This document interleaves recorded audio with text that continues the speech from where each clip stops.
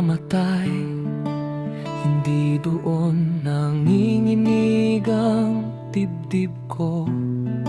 Ang kinatatakutan ko'y ang katahimikan.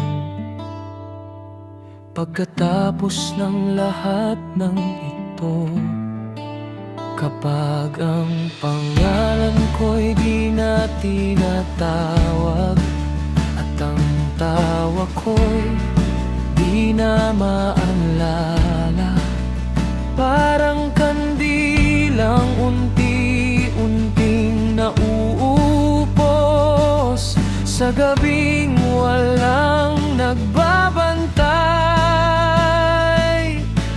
Habang patuloy na umiikot ang mundo, hindi nito napapansin ang pagkawala ko.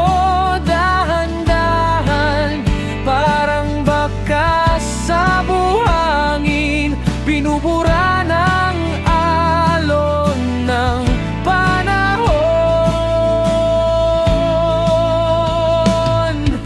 Hindi ako takot sa kamatayan, hindi sa huling paghinga.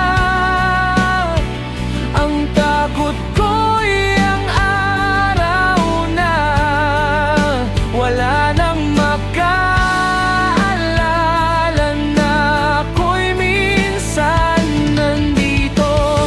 Kapag ang mundo'y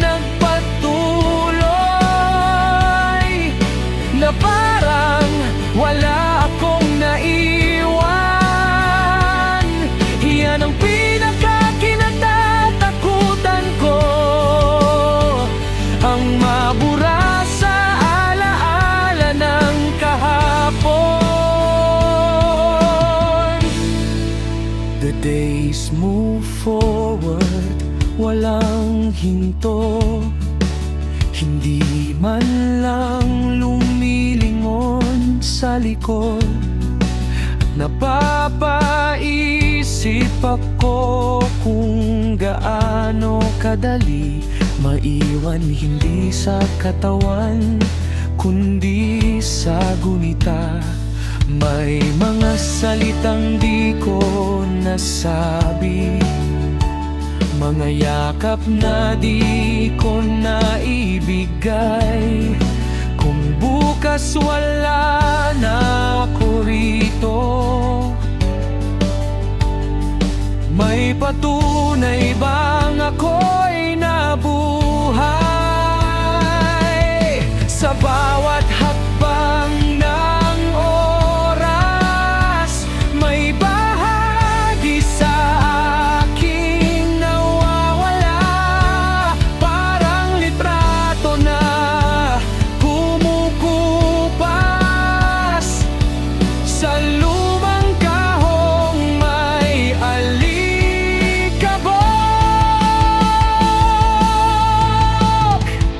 Hindi ako takot sa kamatayan, hindi sa dilim ng huli. Ang takot ko'y ang sandaling wala nang banggit sa aking ngiti. Kapag ang mundo'y nagpatuloy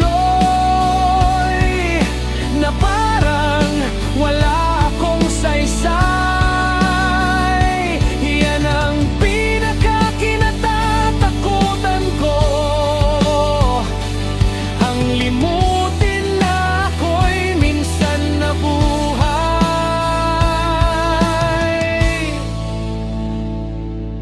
Kung sakaling ako'y mawala, sana may isang awit, isang kwento, isang alaala na magsasabing may isang pusong minsang tumibok dito.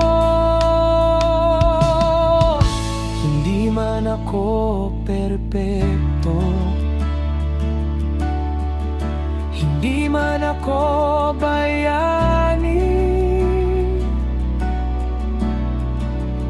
pero minahal ko, nasaktan at umasa tulad ninyo.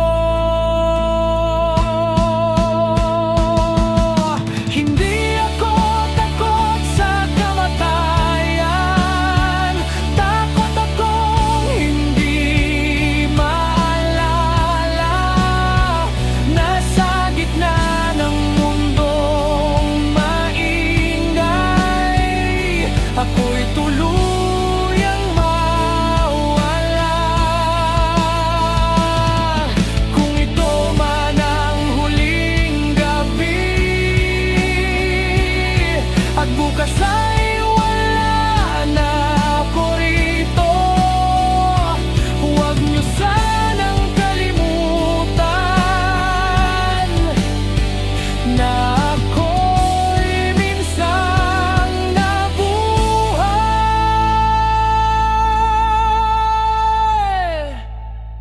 Hindi ang kamatayan ang wakas, kundi ang paglimot.